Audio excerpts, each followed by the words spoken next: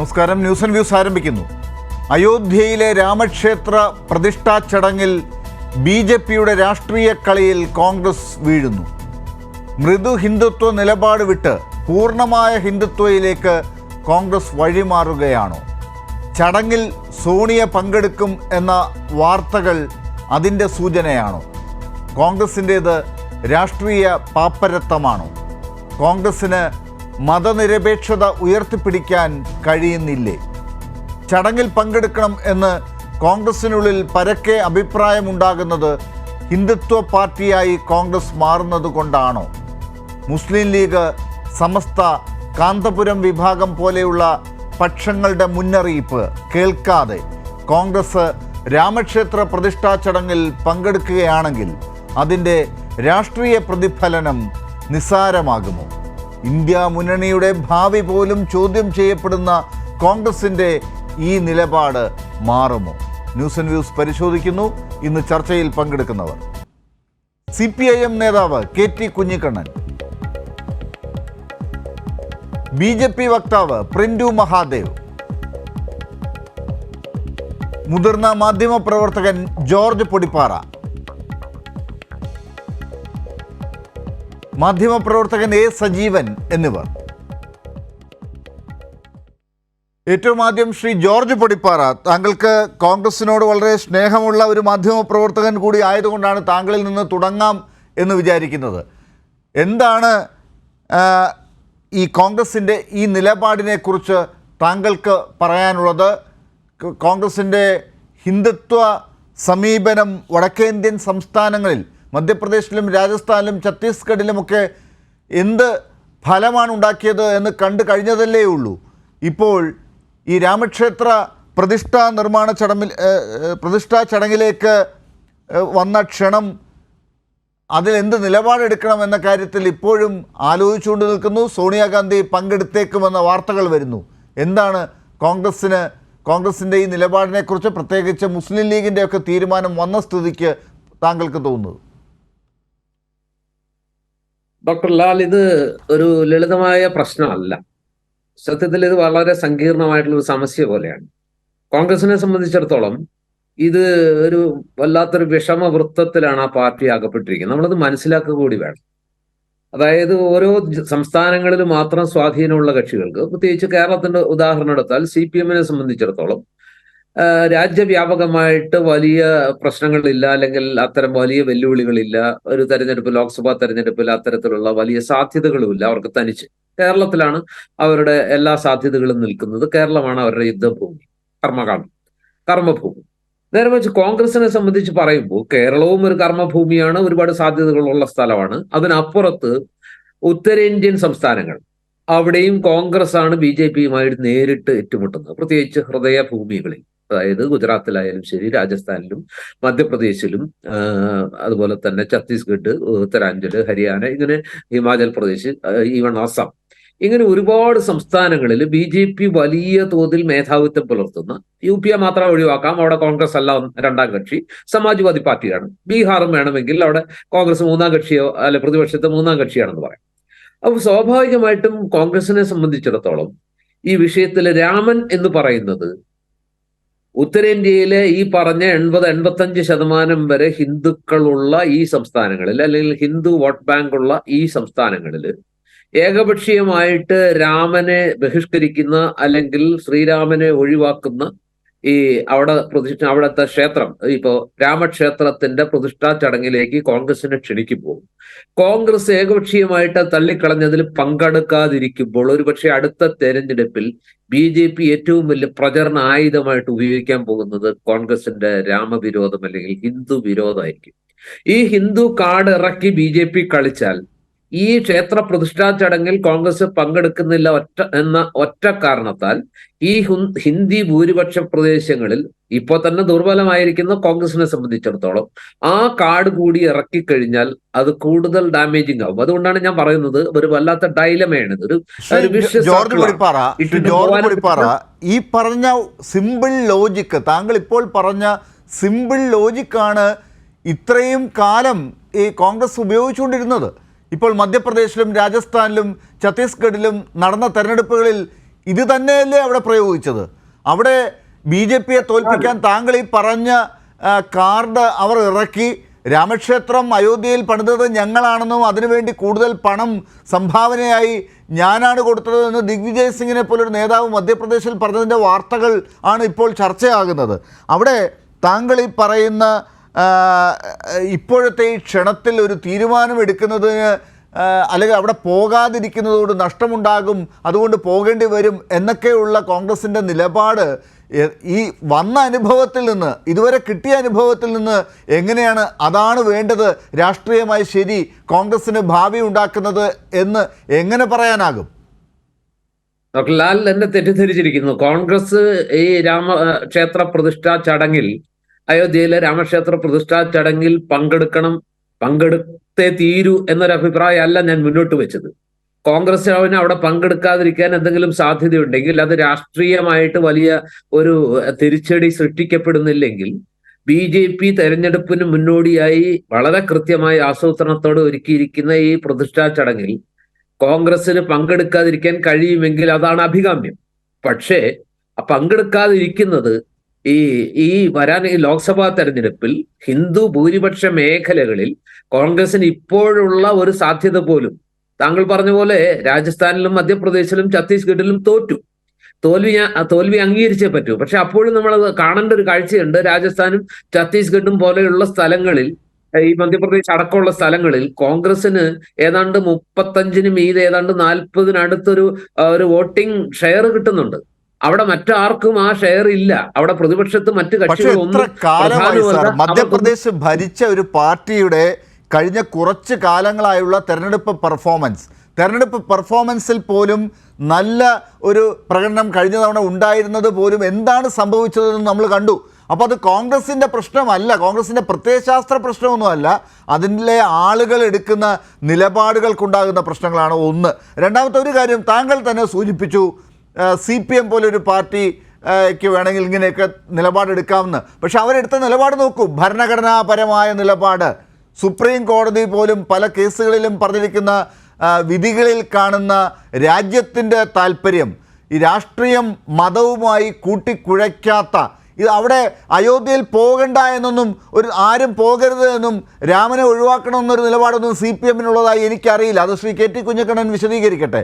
പക്ഷേ അവർ ഇപ്പോൾ ഈ ചടങ്ങിനെ BJP-യും മോദിയും ഒക്കെ എങ്ങനെ ഉപയോഗിക്കുന്നുവോ, രാഷ്ട്രീയമായി ഉപയോഗപ്പെടുത്താൻ ശ്രമിക്കുന്നുവോ, അതിനെയാണ് എതിർക്കുന്നത്. ആ ചടങ്ങിലേക്ക് പോയി നിന്ന് കൊടുക്കണ്ട എന്നാണ് CPM-ൻ്റെ നിലപാട്. എന്നാൽ ആ ചടങ്ങിൽ തന്നെ പോയി ഞങ്ങൾ നിന്ന് കൊടുക്കണമെന്ന് സോണിയാഗാന്ധിയെ പോലൊരു നേതാവ് എങ്ങനെ തീരുമാനിക്കും സർ? ഡോക്ടർ ലാൽ, നമ്മൾ ചിന്തിക്കേണ്ട ഒരു വിഷയം ഇതിന്റെ സാധ്യതകളാണ്, ഇതിന്റെ പ്രോസ് ആൻഡ് കോൺസ് ആണ്. ഇങ്ങനെ സംഭവിച്ചാൽ അത് അവിടെ മനസ്സിലാക്കേണ്ട ഒരു കാര്യമില്ല ഡോക്ടർ ലാൽ. ഇത് CPM-നെ ബാധിക്കുന്ന ഒരു വിഷയമോ കോൺഗ്രസിനെ മാത്രം ബാധിക്കുന്ന വിഷയമൊന്നും അല്ല.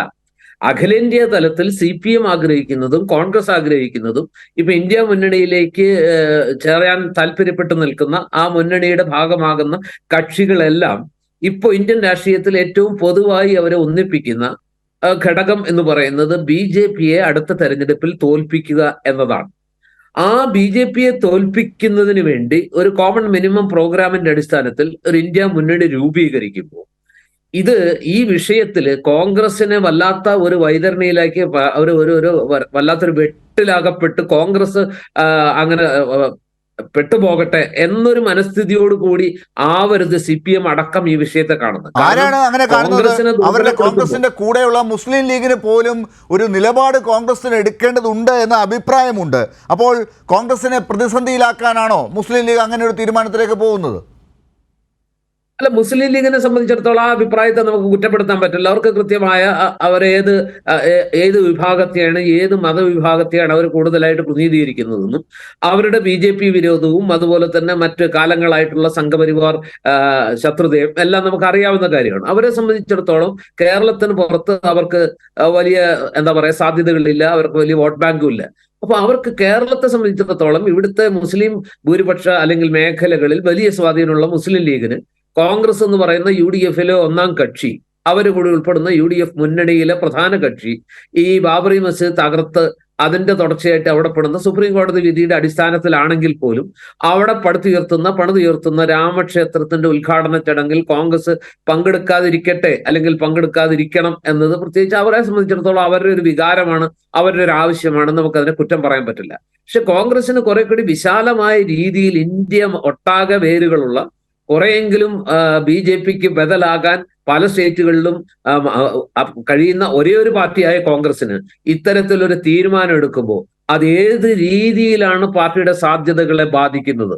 അത് ഇന്ത്യ മുന്നണിയുടെ തന്നെ സാധ്യതകളെ തകർക്കുമോ? BJP ഏകപക്ഷീയമായിട്ട് ആ വിഷയം ഉപയോഗിച്ച് അനായാസം അടുത്തൊരു മൃഗീയ വിജയത്തിലേക്ക് പോകുമോ?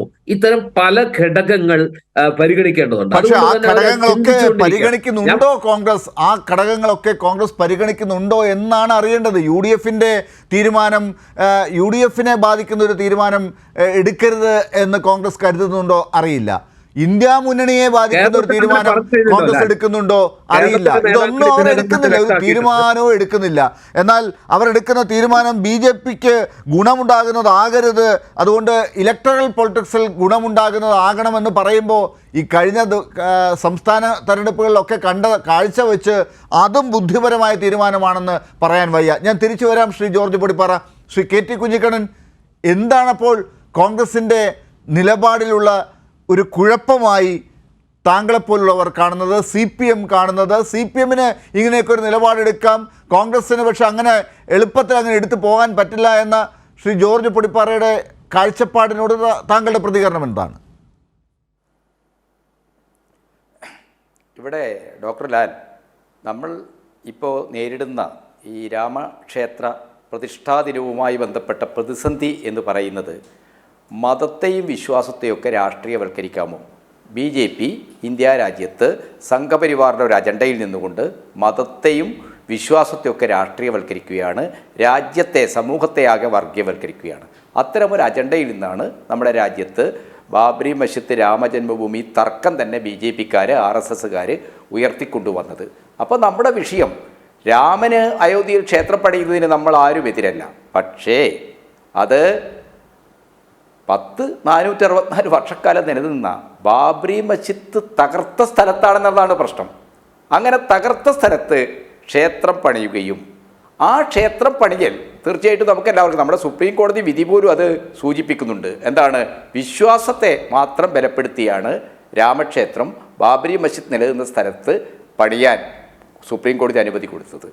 സിവിൽ നിയമങ്ങളനുസരിച്ച് രേഖാപരമായി നോക്കിക്കഴിഞ്ഞാൽ ബാബരി മസ്ജിദ് നിലനിന്ന സ്ഥലത്തിൻ്റെ ഉടമസ്ഥത 2.77 ഏക്കർ സ്ഥലത്തിൻ്റെ ഉടമസ്ഥത സുന്നി വഖഫ് ബോർഡിനാണ്. ഒട്ടും ജുഡീഷ്യറി അല്ലാത്ത, നിയമപരമല്ലാത്ത, നീതിന്യായപരമല്ലാത്ത ഒരു വിധിയാണ് രഞ്ജൻ ഗൊഗോയി എഴുതിയത്. അത്തരമൊരു വിധിയുടെ ബലത്തിലാണ് അവിടെ കേന്ദ്ര സർക്കാരും RSSും മുൻകൈ എടുത്തുകൊണ്ട് ക്ഷേത്രം പണിയുന്നത്. അങ്ങനെ ക്ഷേത്രം പണിയുമ്പോൾ അത് മതത്തെ രാഷ്ട്രീയവൽക്കരിക്കുകയാണ്, രാജ്യത്തെ വർഗീയവൽക്കരിക്കുകയാണ് എന്ന വിമർശനമാണ് ഇന്ത്യയിലെ പ്രതിപക്ഷ പാർട്ടികൾക്കെല്ലാം ഉള്ളത്. അതിൻ്റെയൊക്കെ അടിസ്ഥാനത്തിൽ കൂടിയാണ് 26 പാർട്ടികളുടെ ഒരു സംയോജനം ഇന്ത്യ മുന്നണി എന്ന പേരിൽ അത്തരം ഒരു കൂട്ടായ്മ രൂപപ്പെട്ടത്. പക്ഷെ കോൺഗ്രസ് ഇപ്പോൾ സ്വീകരിക്കുന്ന നിലപാട് എന്താണ്? രാമക്ഷേത്ര ട്രസ്റ്റ് ഞങ്ങളെ ക്ഷണിച്ചിരിക്കുന്നു, ഞങ്ങൾ പോകും, ഞങ്ങൾക്കതിന് വലിയ സന്തോഷം ഉണ്ട് എന്നാണ്. അത് നമ്മളെ എത്തിക്കുന്നത്, മതനിരപേക്ഷ ശക്തികളെ എത്തിക്കുന്നത്, കോൺഗ്രസ് ഈ കാര്യത്തിൽ ചെയ്യുന്ന നിലപാട് വളരെ ആത്മഹത്യാപരമാണെന്ന് പറയണം. എത്തിക്കുന്നത് എവിടേക്കാണ്? അത് എത്തിക്കുന്നത് BJPയുടെ അജണ്ടയുമായിട്ട് സറണ്ടർ ചെയ്യുകയാണ്. ഇവിടെ എൻ്റെ സുഹൃത്ത് പൊടിപ്പാറ, അദ്ദേഹത്തിന് അത്തരം ഒരു അഭിപ്രായം ഇല്ല എന്ന് അദ്ദേഹം മുൻകൂർ ജാമ്യം എടുത്തിട്ടുണ്ട്. ഈ ചർച്ചയിൽ പങ്കെടുക്കുന്ന കാര്യത്തിൽ അദ്ദേഹത്തിന് അഭിപ്രായമില്ല എന്ന് അദ്ദേഹം പറഞ്ഞിട്ടുണ്ട്. പക്ഷെ നമ്മൾ നോക്കണം, അദ്ദേഹം പറയുന്നത് എന്താണ്? അഖിലേന്ത്യാ തലത്തിൽ ദേശീയ സാഹചര്യത്തിൽ ഹിന്ദുത്വം, രാമൻ എന്ന് പറയുന്ന സങ്കല്പമൊക്കെ വലിയ രീതിയിൽ സ്വാധീനം ചെലുത്തുന്നതാണ്. അതിനെ എതിർത്ത് കഴിഞ്ഞാൽ കോൺഗ്രസിന് വോട്ട് നഷ്ടപ്പെടും, BJP തന്നെ വീണ്ടും വരും. ഇതേ യുക്തി ഉപയോഗിച്ചുകൊണ്ടാണ് കമൽനാഥും അശോക് ഗെഹ്ലോട്ടും ഒക്കെ തന്നെ, അതേപോലെ തന്നെ ഛത്തീസ്ഗഡിലുമൊക്കെ കോൺഗ്രസ് പ്രചരണം നടത്തിയത്. ആ പ്രചരണം നടത്തിയിട്ടും കോൺഗ്രസ് ദയനീയമായി പരാജയപ്പെട്ടു പോയി. BJP ഏകപക്ഷീയമായി ജയിച്ചു. കോൺഗ്രസ് ഭരിച്ചിരുന്ന 2 സംസ്ഥാനങ്ങൾ അവർക്ക് നഷ്ടപ്പെട്ടു. അതിൻ്റെ കാരണം അവർ ഏതെങ്കിലും രീതിയിൽ ഹിന്ദുത്വത്തെ എതിർത്തതല്ല എന്ന് നമുക്കെല്ലാവർക്കും അറിയാമല്ലോ. അവർ ഹിന്ദുത്വ അനുകൂലമായ ബാബരി മസ്ജിദ് തുറന്നു കൊടുത്തതിൻ്റെ ക്രെഡിറ്റ് ഞങ്ങൾക്ക് കൂടി അവകാശപ്പെട്ടതെന്നാണ് കമൽനാഥ് പറഞ്ഞത്. അങ്ങനെ പറഞ്ഞ കമൽനാഥ് ഇപ്പോൾ രാജസ്ഥാനിലും അതേപോലെ തന്നെ മധ്യപ്രദേശിലും ഛത്തീസ്ഗഡിലും ഉണ്ടായ പരാജയത്തെ എങ്ങനെയാണ് വിലയിരുത്തുക? അപ്പോൾ ഇടതുപക്ഷ പ്രസ്ഥാനത്തെ സംബന്ധിച്ചിടത്തോളം ഞങ്ങൾ കാണുന്നത് കോൺഗ്രസ്സിന് ഈ തെരഞ്ഞെടുപ്പിലുണ്ടായ പരാജയം, ഇന്ത്യ മുന്നണിക്ക് ഈ തെരഞ്ഞെടുപ്പിലുണ്ടായ പരാജയം, ഇന്ത്യ മുന്നണിയിലെ 21ഓളം വരുന്ന ചെറുതും വലുതുമായ രാഷ്ട്രീയ കക്ഷികളെ ജനാധിപത്യപരമായി ഏകീകരിക്കാനുള്ള, ആ രീതിയിൽ അവരുമായി ചർച്ച ചെയ്ത് സീറ്റ് നിർണ്ണയമടക്കം നടത്താനുള്ള കോൺഗ്രസിൻ്റെ താല്പര്യമില്ലായ്മ. എന്തുകൊണ്ടാണ് കോൺഗ്രസ് അങ്ങനെ സ്വീകരിക്കുന്നത്? മധ്യപ്രദേശിലായാലും രാജസ്ഥാനിലായാലും ഛത്തീസ്ഗഡിലായാലും ഈ കോൺഗ്രസ് നേതാക്കന്മാരെന്ന് പറയുന്നത് യുദ്ധപ്രഭുക്കന്മാരെ പോലെയാണ് ഡോക്ടർ ലാലെ പെരുമാറുന്നത്. മധ്യപ്രദേശിലും രാജസ്ഥാനിലും അതേപോലെ തന്നെ ഛത്തീസ്ഗഡിലുമൊക്കെയുള്ള എത്രയോ ചെറിയ പാർട്ടികളുണ്ട്. ഉദാഹരണമായിട്ട് രാജസ്ഥാനിൽ CPM-ന് 10 മണ്ഡലങ്ങളിൽ സ്വാധീനമുണ്ട്, നിയമസഭാ മണ്ഡലങ്ങളിൽ. അത് നിർണായകമായ സ്വാധീനമാണ്. ഇപ്പോൾ വോട്ടിൻ്റെ കണക്കൊക്കെ പുറത്തു വന്നല്ലോ. CPM-ന് 2 sitting സീറ്റുണ്ട്.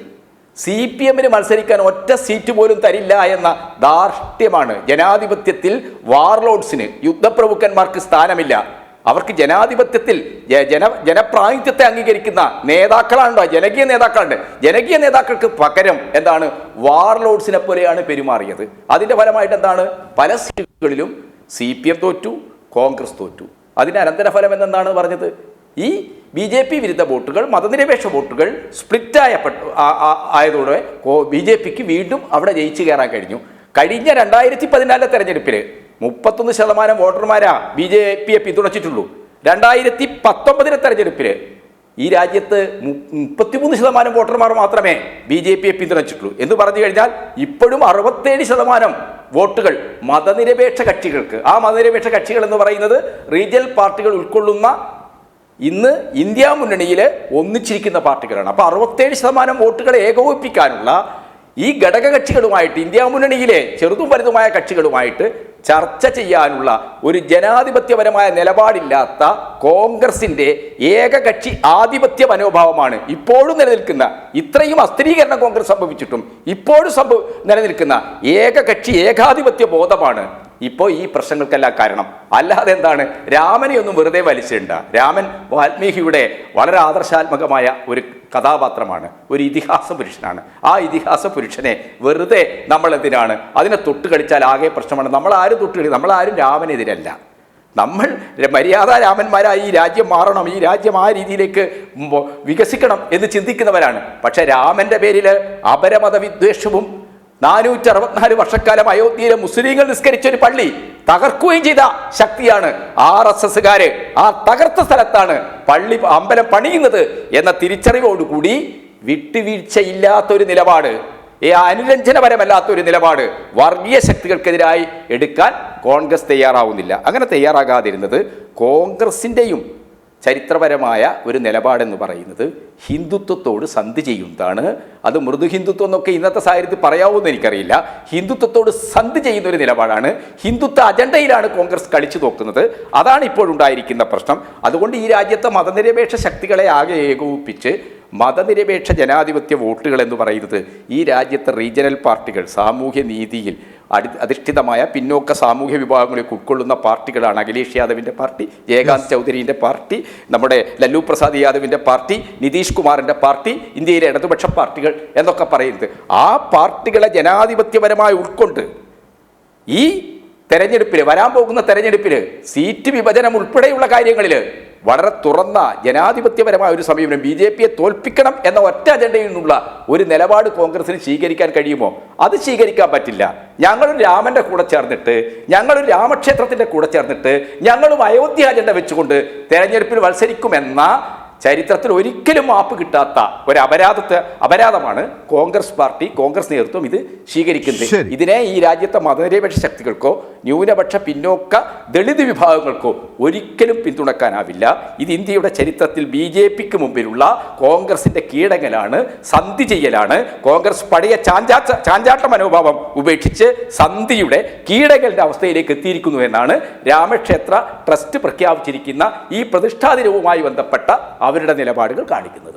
Shri print Mahadev, BJP ആണ് അപ്പോൾ ഇതിൻ്റെ പിന്നിൽ, ഇപ്പോഴത്തെ ഈ രാഷ്ട്രീയ കളിയുടെ പിന്നിൽ എന്ന് പരക്കെ അഭിപ്രായം ഉണ്ടല്ലോ. ഈ കാര്യത്തിൽ BJP എന്താണ് ചെയ്തുകൊണ്ടിരിക്കുന്നത് എന്ന് ജനങ്ങളോട് വിശദീകരിക്കാൻ നിങ്ങൾക്ക് ആകുന്നുണ്ടോ? അയോധ്യ എന്ന് പറയുന്നത് നിങ്ങൾക്കൊരു രാഷ്ട്രീയ കളം മാത്രമാണോ? നിങ്ങൾക്ക് ശ്രീരാമൻ ഒരു രാഷ്ട്രീയമായി നിങ്ങളുടെ വോട്ടുകൾ വർദ്ധിപ്പിക്കാൻ വേണ്ടി പ്രതിപക്ഷത്തെ ഒന്ന് കൺഫ്യൂഷനിലാക്കാൻ വേണ്ടി, കോൺഗ്രസിനെ പ്രതിസന്ധിയിലാക്കാൻ വേണ്ടിയുള്ള ഒരു ഉപകരണം മാത്രമായിട്ട് നിങ്ങൾ ഉപയോഗിക്കുകയാണോ? നിങ്ങൾക്കിപ്പോൾ മോദിക്ക് 2024 വോട്ട് കൂടുതൽ കിട്ടി വീണ്ടും അധികാരത്തിലെത്താൻ വേണ്ടിയുള്ള ഒരു ഉപാധിയായി മാത്രം, അതിന് കൃത്യമായി ടൈം പ്ലാൻ ചെയ്ത് ഇലക്ഷന് വേണ്ടി മാത്രം ഉപയോഗിക്കുന്ന ഒരു വസ്തുവായി മാറുകയാണോ ഇത്? അങ്ങനെ അതൊരു വെറും ഒരു ആരോപണം മാത്രമല്ലല്ലോ, അത് ശരിയായി വരുന്നു എന്നല്ലേ ഇപ്പോൾ കാണിക്കുന്നത്?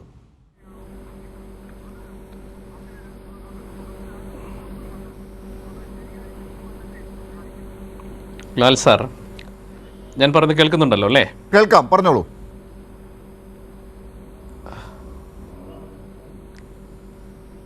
ഹലോ, ലാൽ സാർ, ഞാൻ പറയുന്നത് കേൾക്കാം. BJPയെ സംബന്ധിച്ചിടത്തോളം രാമക്ഷേത്രവും അയോധ്യ വിഷയവും കേവലം ഒരു രാഷ്ട്രീയ വിഷയമായിട്ട് ഞങ്ങളതിനെ കാണുന്നില്ല. നമുക്കറിയാം, രാമക്ഷേത്ര വിഷയത്തിന് 500 വർഷത്തെ പോരാട്ടത്തിൻ്റെ ഒരു ചരിത്രമുണ്ട്. 1528 മുതൽ 2019 വരെയുള്ള ഭാരതത്തിൻ്റെ അനവധി വർഗീയ സംഘർഷങ്ങൾക്കും കലാപങ്ങൾക്കും പലതര പ്രശ്നങ്ങൾക്കും കാരണമായിട്ടുള്ള ഒരു 500 വർഷത്തെ ഒരു പഴക്കമുള്ള ഒരു സംവിധാനം എന്ന രീതിയിലാണ് നമ്മളതിനെ കാണേണ്ടത്. എന്നാൽ പരമോന്നത നീതിപീഠം 2019 കൃത്യമായിട്ട് എല്ലാ വിശ്വാസ പ്രമാണങ്ങളെയും ശാസ്ത്രീയ തെളിവുകളെയും എല്ലാം അടിസ്ഥാനമാക്കിക്കൊണ്ട് ഈ ജനാധിപത്യ മൂല്യങ്ങളെ ഉയർത്തിപ്പിടിച്ചുകൊണ്ട് കൃത്യമായിട്ട് ആ വിധി പറഞ്ഞു. ആ വിധിക്കകത്ത് നമുക്കറിയാം, ആ വിധിയുടെ പശ്ചാത്തലത്തിൽ ആ വിധിയെ സമസ്ത ജനങ്ങളും അതിനെ സ്വാഗതം ചെയ്തു. അതിന്റെ പേരിൽ ഇങ്ങനെ വളരെ ലളിതമായി പറയുന്നത്, സമസ്ത ജനങ്ങളും ഇതിനെ സ്വാഗതം ചെയ്തു, എല്ലാവരും അംഗീകരിച്ച വിധി വന്നു, 500 വർഷത്തെ തർക്കമൊക്കെ പെട്ടെന്നങ്ങ് തീർന്നു, ഇതൊക്കെ നിങ്ങൾ മാത്രം ഇരുന്നങ്ങ് പറഞ്ഞാൽ മതിയോ? ഈ തർക്കങ്ങളല്ലേ നമ്മൾ ഈ ചർച്ച ചെയ്തുകൊണ്ടിരിക്കുന്നത്. ഈ രാജ്യത്തിലെ മറ്റ് നേരത്തെ ശ്രീ KT കുഞ്ഞിക്കണ്ണൻ പറഞ്ഞതുപോലെ 67% വിവിധ പാർട്ടികളിൽ നിന്നുള്ള പ്രതിനിധികളാണ് നിങ്ങളെ എതിർത്ത് പറഞ്ഞുകൊണ്ടിരിക്കുന്നത്. അത് നിങ്ങൾ മനസ്സിലാക്കണ്ടേ?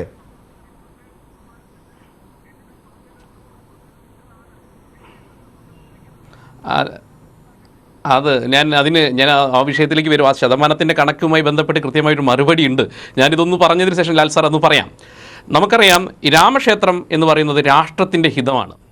രാമൻ എന്ന് പറയുന്നത് ഈ രാഷ്ട്രത്തിൻ്റെ തത്വം തന്നെയാണ്, ഒരു സംശയമില്ല. ആദർശവാനായിട്ടുള്ള പുരുഷനാണ്. നമുക്കറിയാം, ആദ്യ കാവ്യം മുതൽ രാമനെ ആദർശ പുരുഷനായി ഭാരതത്തിലുള്ള രാജ്യത്തിന്റെ മുഴുവൻ ഹിതമല്ല അത്. താങ്കൾ പറയുന്ന ഓരോ വാക്കിനെയും എനിക്ക് എതിർക്കേണ്ടി വരുന്നത്, താങ്കൾ അതിൻ്റെ കൂടെ കൂട്ടിച്ചേർക്കുന്ന ഇത്തരത്തിലുള്ള 500 വർഷത്തെ തർക്കം തീർന്നു, സുപ്രീം കോടതി എല്ലാവർക്കും യോജിച്ച ഒരു തീരുമാനമെടുത്തു, ഈ പറയുന്ന കാര്യങ്ങളൊക്കെ പറയുമ്പോഴാണ് അതൊക്കെ തെറ്റാണ്. നിങ്ങളുടെ അഭിപ്രായമാണത്, BJPയുടെ അഭിപ്രായമാണത്. അതാണ് ഇവിടെ ഇപ്പോൾ ചോദ്യമായി വന്നിരിക്കുന്നത്. അതൊരു രാഷ്ട്രീയ തീരുമാനം മാത്രമാണ് BJPക്ക് വേണ്ടിയുള്ളത് എന്ന് പറയുമ്പോൾ മോദിക്ക് വേണ്ടി 2024 വേണ്ടിയുള്ള ഒരു തീരുമാനം മാത്രമാണ് എന്നല്ലേ? അതിലിങ്ങനെ നിങ്ങൾ ഇട്ടുകൊടുത്ത ഒരു കളത്തിലേക്ക് കോൺഗ്രസ് വന്ന് വീണു എന്നല്ലേ ഇപ്പൊ കാണുന്നത്?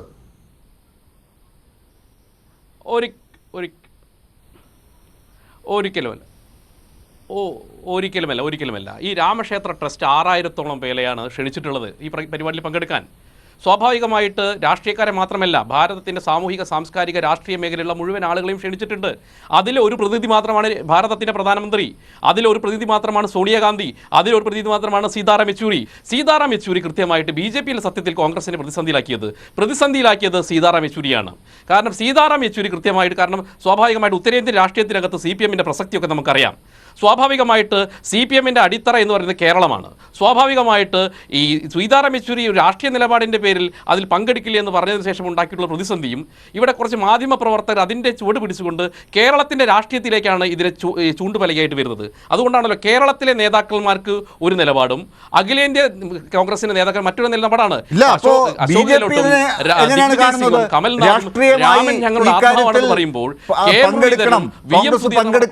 രാഷ്ട്രീയമായി ഇതിലെല്ലാവരും യോജിക്കണം, രാഷ്ട്രീയമായി ഈ കാര്യത്തിൽ BJPയുടെ നിലപാടിനൊപ്പം നിൽക്കണം എന്നാണോ നിങ്ങളുടെ വാദം?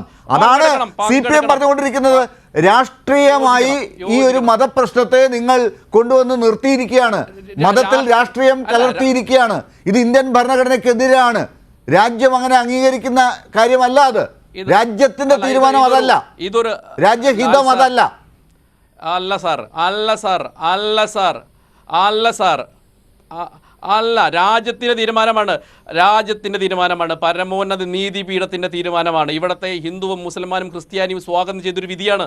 ഇവിടുത്തെ സമസ്ത ആ വിധിയെ ആരും ഇപ്പോൾ തെറ്റാണെന്ന് പറഞ്ഞില്ലല്ലോ. വിധിയെ എതിർക്കുന്നുണ്ട്, രാഷ്ട്രീയമായും അല്ലാതെയും വിധിയെ എതിർക്കുന്നുണ്ട്. പക്ഷേ താങ്കൾ പറഞ്ഞതുപോലെ അങ്ങനെ ഒരു വിധി ഇല്ല എന്നാരും പറഞ്ഞിട്ടില്ല. പക്ഷെ ആ വിധി നടപ്പിലാക്കാൻ ഒരു വിഭാഗത്തിന് മാത്രം താല്പര്യമുള്ള ആ വിധി നടപ്പിലാക്കാൻ രാജ്യത്തിന്റെ പ്രധാനമന്ത്രി പോയി നിൽക്കേണ്ട ആവശ്യം എന്താണ്? അപ്പൊ രാജ്യത്തിന്റെ താല്പര്യമാണെന്ന് BJP അതിനെക്കുറിച്ച് പറഞ്ഞുകൊണ്ടിരിക്കുന്നത് എന്തിനാണ്? അപ്പൊ രാജ്യത്തിന്റെ മറ്റ് 67% താല്പര്യം മറ്റൊന്നാകുമ്പോൾ അത് രാജ്യത്തിന്റെ താല്പര്യമാകുന്നത് എങ്ങനെയാണ്? സുപ്രീം കോടതി പറഞ്ഞാൽ അതൊരു സിവിൽ കേസിൽ ഒരു ഭാഗത്തിന്റെ മാത്രം വിജയമല്ലേ അത്? അല്ല, ഈ 67% ഈ ഒരു ഭാഗത്തിൻ്റെ മാത്രം വിജയമായിട്ട് നമ്മൾ കണക്കാക്കാൻ പറ്റില്ല. തൊട്ടപ്പുറത്ത് തന്നെ നമുക്കറിയാമല്ലോ, വലിയൊരു മുസ്ലിം പള്ളി, ഇന്ത്യയിൽ തന്നെ ഏറ്റവും വലിയൊരു മുസ്ലിം പള്ളിയുടെ പണി ആരംഭിച്ചു കഴിഞ്ഞിട്ടുണ്ട്. സ്വാഭാവികമായിട്ട് ഈ അയോധ്യ എന്ന് പറയുന്നത് ലോക ഭൂപടത്തിൽ വലിയൊരു ടൂറിസ്റ്റ് കേന്ദ്രമായി മാറപ്പെടുകയാണ്. ഭാരതത്തിൻ്റെ മതേതരത്വ പാരമ്പര്യം ഉയർത്തിപ്പിടിച്ചുകൊണ്ട് പള്ളിയും അമ്പലവും ഒരേ സ്ഥലത്ത് 10 കിലോമീറ്ററിനകത്ത് വന്നുകൊണ്ട് നമ്മുടെ രാജ്യത്തിൻ്റെ മതേതരത്വ പാരമ്പര്യത്തിന് ചിഹ്നമായിട്ടാണ് ഈ രാമക്ഷേത്രം വരാൻ പോകുന്നത്. ഇടതുപക്ഷത്തിന്റെ പ്രശ്നം നമുക്കറിയാം, സ്വാഭാവികമായിട്ട്. അതാണ് പറഞ്ഞത്. അപ്പോൾ BJP അതിനെ ഒരു കേവലം ഒരു സുപ്രീം കോടതി വിധിയിൽ ഒരു വിജയമുണ്ടായ പാർട്ടിക്കുള്ള ഒരു ആഘോഷം എന്നതിനപ്പുറം അത് രാഷ്ട്രീയമായി നിങ്ങളുടെ വികസന കാഴ്ചപ്പാടിന്റെ ഭാഗമായി ലോകത്തിന്റെ മുന്നിലേക്ക് അവതരിപ്പിക്കാൻ പോകുന്ന ഒരു ടൂറിസ്റ്റ് അട്രാക്റ്റീവ് പ്ലേസ് എന്നുള്ള നിലയ്ക്കൊക്കെ അയോധ്യ അവതരിപ്പിച്ചുകൊണ്ട് നിങ്ങൾ മൊത്തം 2024 വാഗ്ദാനം ചെയ്യപ്പെട്ടിരിക്കുന്ന ഒരു കാര്യം നടപ്പിലാകാൻ പോകുന്നതിൻ്റെ ഭാഗമായി അവതരിപ്പിക്കുന്നു. അങ്ങനെയുള്ള സ്ഥലത്ത് നരേന്ദ്രമോദി വന്ന് നിൽക്കുന്നു. നിങ്ങളെ ക്ഷണിച്ചിട്ടാണ് പോയതെന്നൊക്കെ പറയാം. പക്ഷേ ആ കാര്യത്തിലേക്ക് രാഷ്ട്രീയമായി നിങ്ങൾ ഉപയോഗപ്പെടുത്താൻ പോകുന്ന ആ കാര്യത്തിലേക്ക് കോൺഗ്രസ് വരുന്നതിനെക്കുറിച്ചാണ് ചർച്ച. നിങ്ങൾ ആ പ്രതിസന്ധി ഉണ്ടാക്കി കോൺഗ്രസിനെ കുഴപ്പത്തിലാക്കിയോ എന്നാണ് ഞാൻ ചോദിച്ചത്. അതെ, അല്ല, കോൺഗ്രസിന് അതിൻ്റെ പ്രതിസന്ധിയുടെ ആവശ്യമൊന്നുമില്ലല്ലോ. ഞാൻ പറയട്ടെ, 1985 രാമക്ഷേത്രത്തിലെ പള്ളിയിലേക്ക് ആരാധന സ്വാതന്ത്ര്യം കൊടുത്തത് രാജീവ് ഗാന്ധിയല്ലേ? ശിലാന്യാസത്തിന് അനുമതി കൊടുത്തത് രാജീവ് ഗാന്ധിയല്ലേ? നോക്കൂ, അപ്പോൾ കോൺഗ്രസിന് എല്ലാ കാലഘട്ടത്തിലും രാമക്ഷേത്രവുമായി ബന്ധപ്പെട്ട് അനുകൂല നിലപാട് തന്നെയാണ് ഉണ്ടായിട്ടുള്ളത്. പക്ഷേ ഇന്ന് കോൺഗ്രസ് എത്തി നിൽക്കുന്ന ഒരു രാഷ്ട്രീയ പാപ്പരത്വമുണ്ട്. ഉത്തർപ്രദേശിലെ റായ്ബറയിൽ നിന്നാണ് സോണിയാഗാന്ധി മത്സരിക്കേണ്ടത്, എന്നാൽ രാഹുൽ ഗാന്ധി മത്സരിക്കേണ്ടത് നോക്കണം നമ്മുടെ കേരളത്തിലെ വയനാട്ടിൽ നിന്നാണ്. ഈ രാഷ്ട്രീയ പാപ്പരത്വമാണ് കോൺഗ്രസിനെ സംബന്ധിച്ചിടത്തോളം ഇന്ന് ഒരു യാതൊരുവിധ നിലപാടും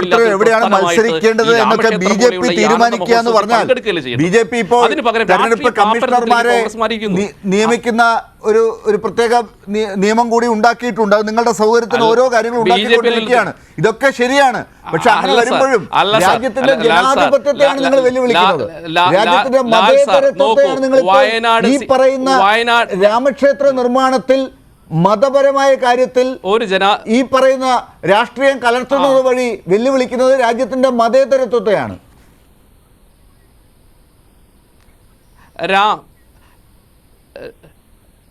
അല്ല, രാമൻ ഒരു മതചിഹ്നമായിട്ട് ആരും കാണണ്ട. ഹിന്ദുവിൻ്റെയും മുസൽമാൻ്റെയും ക്രിസ്ത്യാനിയുടെയും ഒക്കെ മനസ്സിൽ ഇടം പിടിച്ചിട്ടുള്ള ആളാണ് രാമൻ. അതുകൊണ്ടാണല്ലോ ഈ മലപ്പുറം ജില്ലയിലാണല്ലോ ഈ മാപ്പിള രാമായണം ഉണ്ടായത്. മാപ്പിള രാമായണത്തിൻ്റെ പശ്ചാത്തലമൊക്കെ നമുക്കറിയാലോ. രാമൻ ഇവിടുത്തെ ജനമനസ്സുകൾ സ്വീകരിക്കുന്ന ഒരു ആദർശ പുരുഷനാണ്. സ്വാഭാവികമായിട്ട് ഞാൻ മനസ്സിലായി രാമക്ഷേത്രം വരുന്നതോടുകൂടി 2019 കൂടി ഈ മുസ്ലിം സമുദായത്തിനിടയിലുള്ള ചെറിയ രീതിയിലുള്ള വിഷമങ്ങളും വേദനകളും ഒക്കെ അവസാനിച്ചു.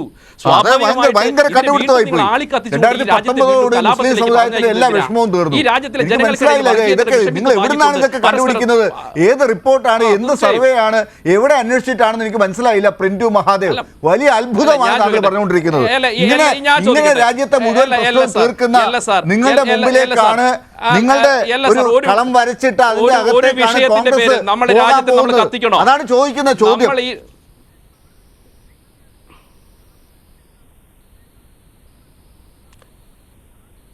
അല്ല, ഞങ്ങളുടെ കളത്തിലേക്കൊന്നും കോൺഗ്രസ് വരണ്ട. കോൺഗ്രസിൻ്റെ ഒരു ആദർശമുണ്ടല്ലോ. ഞാൻ പറയാലോ, സോമനാഥ ക്ഷേത്രവുമായി ബന്ധപ്പെട്ട് അന്ന് നെഹ്റു ഒരു തീരുമാനം എടുത്തിരുന്നല്ലോ.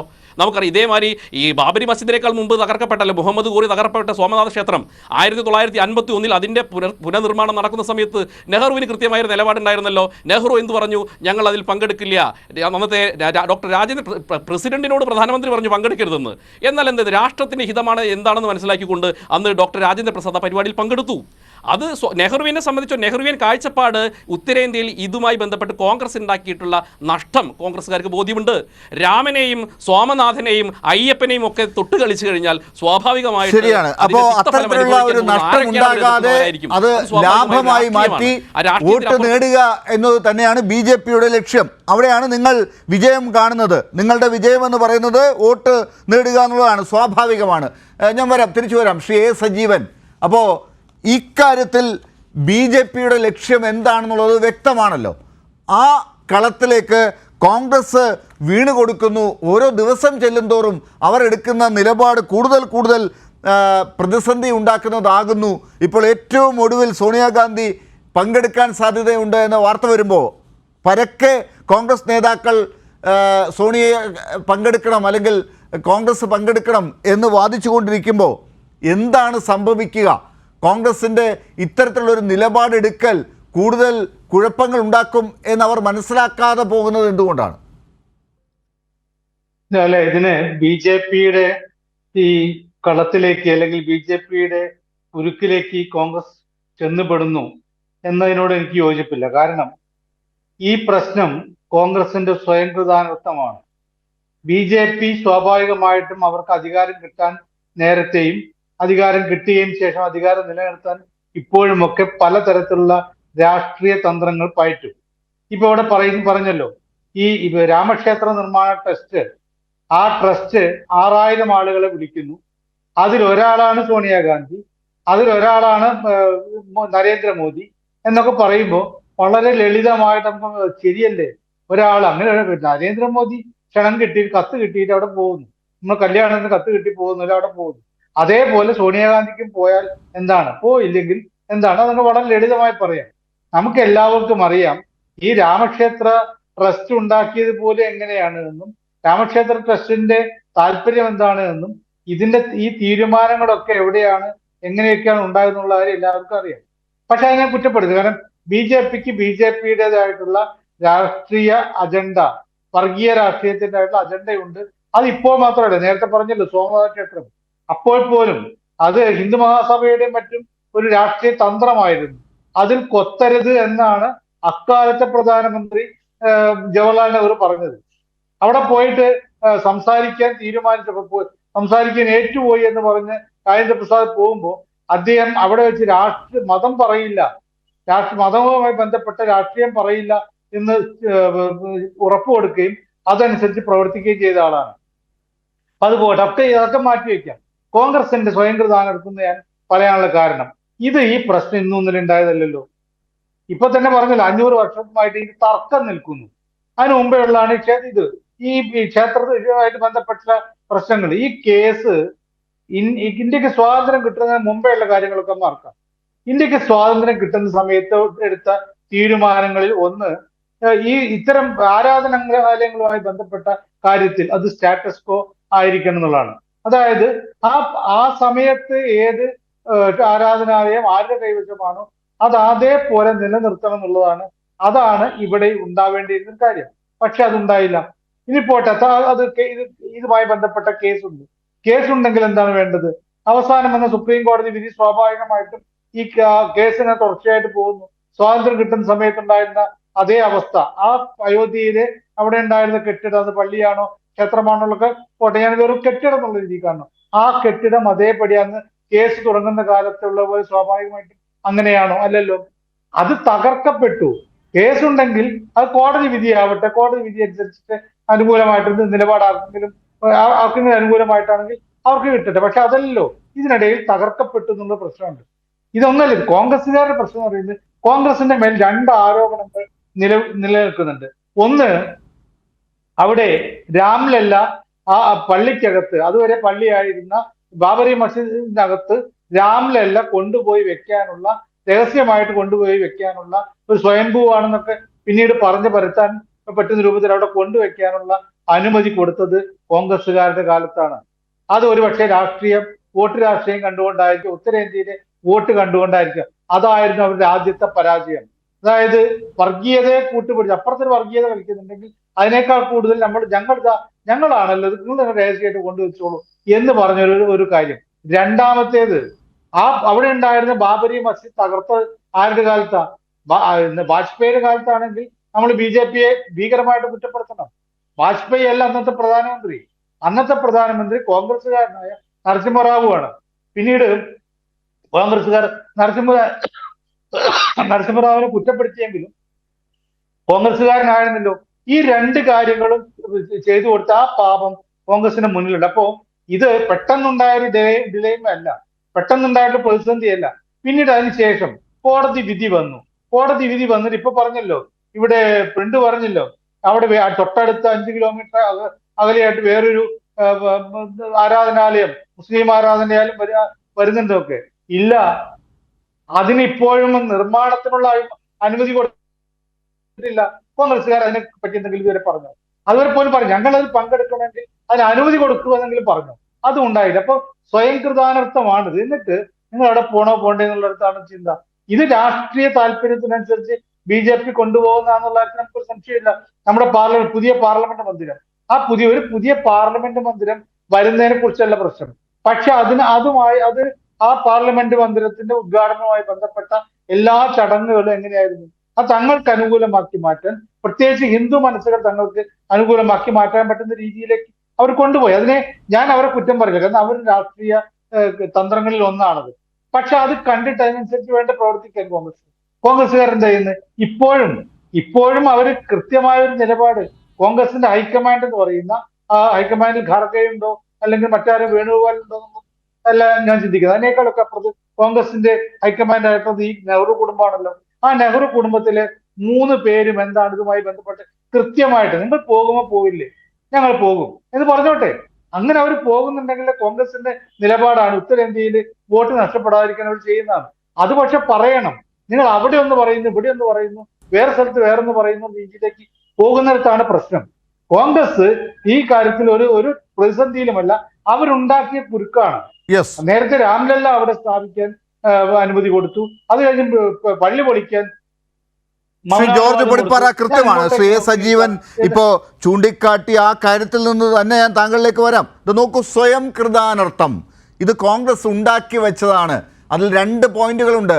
ഒന്ന്, ആരാണ് അവിടെ BJP-ക്ക് ഒരു അവസരം ഉണ്ടാക്കി കൊടുത്തത്, അവിടെ ഒരു തർക്കത്തിലേക്ക് പോകുന്ന അവസ്ഥ ഉണ്ടാക്കിയത്. 500 വർഷത്തെ തർക്കമൊക്കെ രാംലല്ല വന്നതോടുകൂടിയാണ് വേറെ തരത്തിലേക്ക് മാറുന്നത്.